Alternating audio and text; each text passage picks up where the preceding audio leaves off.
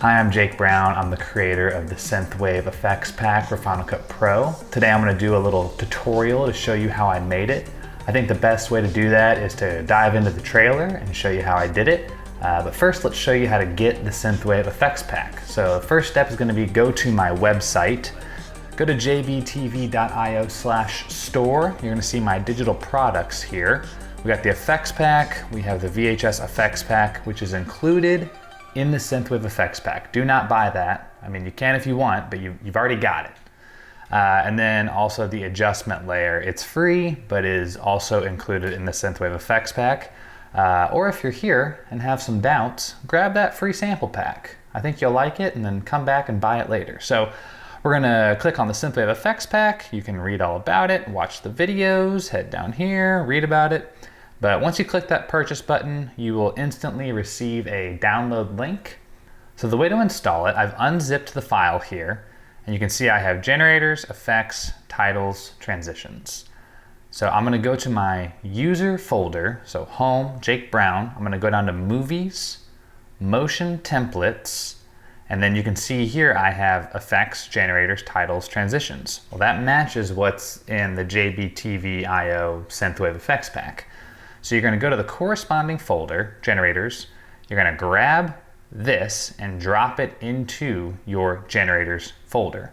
You can see it here. I've already done all this, so I'm not gonna do it because it'll cause redundancy issues. But then go to the effects pack, go to the effects folder here, grab that and drop it in there. You can see it here. Same with titles and transitions. Once you do all of that, it is installed. Very straightforward. There is an installation guide text file in the package when you download it, and so read that. If you have any other questions, send me an email, but I feel like it's pretty straightforward. So now let's hop into Final Cut now that everything's installed. If I go to Final Cut here and I go to my generators and titles folder, sidebar, the sidebar. You can see if I go to generators, I've got the Synthwave pack installed. If I come up here to the titles, Synthwave Effects pack and adjustment layers installed. Adjustment layer, Synthwave, got some titles. And then if I go over to my effects, the VHS effects are all there. And if I go to transitions, transitions are all there as well. So cool, got everything installed. The generators. The generators are where you're going to be getting most of the content. You're going to drop those in the timeline, and then you're going to add the effects on top. I find the effects are best added to an adjustment layer. We're going to dive in on that in a little bit. But you drop the generators into the timeline, and they just kind of stack up like Photoshop layers, which is great. So if I actually take a look at the trailer here, I think this grid globe thing here is a cool sequence and really shows what can be done with the effects pack. So let's hone in on this here. I'm gonna turn all of these off and go one by one and stack them for you. So first off, we have the black base. I recommend using a solid color in your primary storyline. If you don't, that's what Final Cut calls its main track, and that's what all the connected clips are based off of. Just throw a solid color in there. I've included some pre-made backgrounds in here. I prefer dark backgrounds with lighter colored effects or generators, and then using the glow effects to really make them glow. It's kind of that LED, CRT, retro future look. I personally like that. Do whatever you want. Infinitely customizable to what you want to do. That was the goal with this pack. So we've got the base here, the black base, and if I turn on this first layer, it is the texture jitter, and that's kind of a strobing, it's a strobing texture that jitters around. I turn on the next one, is the circle strobe, which is a circle that strobes out in kind of a slow frames per second. I turn on the grid droplet, which is a basic grid, but it is having a distortion droplet come out, and then the grid globe on top. As you can see, this looks very different than it did in the trailer. That's because if I now turn on this adjustment layer, that's where all of the glow and effects and everything are happening. We're gonna come back to that here in a second. All of these effects, I'm gonna open the inspector, all of these generators I'm going to open the inspector now, are totally customizable. You can see here on the grid globe, I can change the color, I can change the speed, I can change the height of the gaps between the lines, I can change the width, I can change the size of the globe, I can change the width of the lines. Totally customizable. Same with the droplet, you can change the colors, the opacity, the width of the lines, the amount of grids there are. You can turn the grid sideways. Same with the circle strobe, change the color, line width, you get it. The point is for it to be customizable. Now, if I go to the adjustment layer here, you can see this is where all of the effects are stacked. And this is personally, I'm gonna double click this to expand it so we can see everything that's happening here. Little free Final Cut trick for you there. We can see here in the effects, static, artifacts, color and glow, wiggle and roll, scan lines, and CRT bubble screen. That's the order that I like to do it. That's my personal taste. Again, do it however you want. My intention with that order is to kind of think about it as like, how does a CRT screen work? How would playing back a VHS work? And so that's kind of the process of front to back on a screen, from source media through the CRT, through the glass and everything. And so that was my intention with that order. And I'm gonna turn all of them off, but I personally like to tweak with all of them on because they interact with each other. You know, going one by one, you're not really seeing what's happening as you play with one effect, it affects another effect. You know, they kind of work together. But just for sake of showing you how it all works, I'm going to turn all of these off. And so first effect here, let me close this so we can see better. First effect, static. Very simple. Adds a little bit of static. You really see it mostly in the blacks. A lot of these effects, I find that less is more, especially as you start stacking stuff. But fully customizable, like I've been saying over and over again. You can turn the static all the way down, all the way up, change the mix, change the type of static. I'm going to take it back to what I just had there at 55. Now turn that off and show you VHS artifacts. I'm also going to turn off the jitter effect so we can really see what's happening with the artifact effect. If I turn that on, you can kind of see these little white dots here. If I turn on the intensity, it makes them more intense. You can see them better, and the amount is pretty high there. That is basically a VHS artifact element that I created to make it customizable. As I scrub through here, you can see the artifacts are dancing around on the screen, and they are quite large. Again, less is more in a lot of this stuff, so I'm gonna bring the intensity down pretty far, just so they look like little scratches, and the amount down a little bit. And I think that looks pretty cool. And when you combine it with all of the other VHS effects, I find that the artifact effect looks really good, in my personal opinion.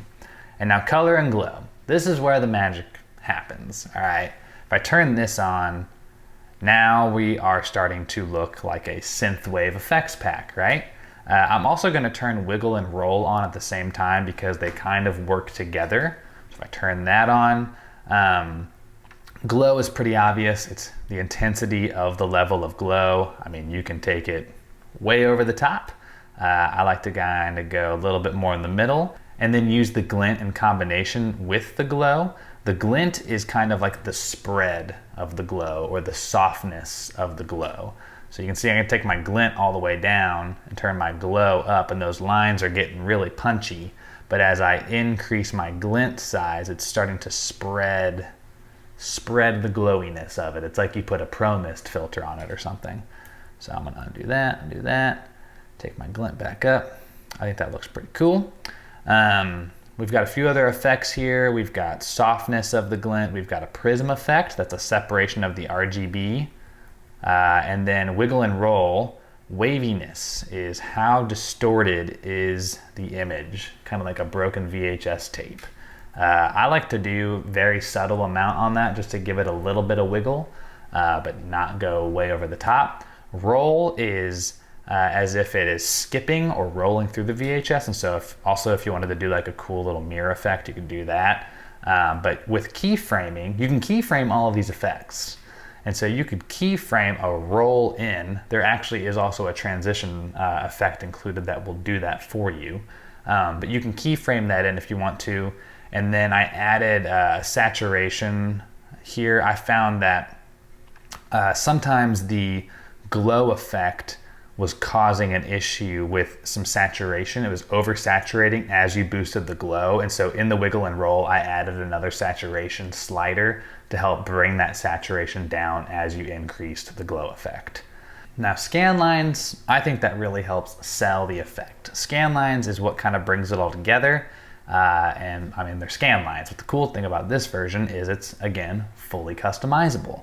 So how many scan lines do you want? How few do you want? How intense do you want those scan lines? How bright do you want the scan lines? How do you want the mixture with the image to look?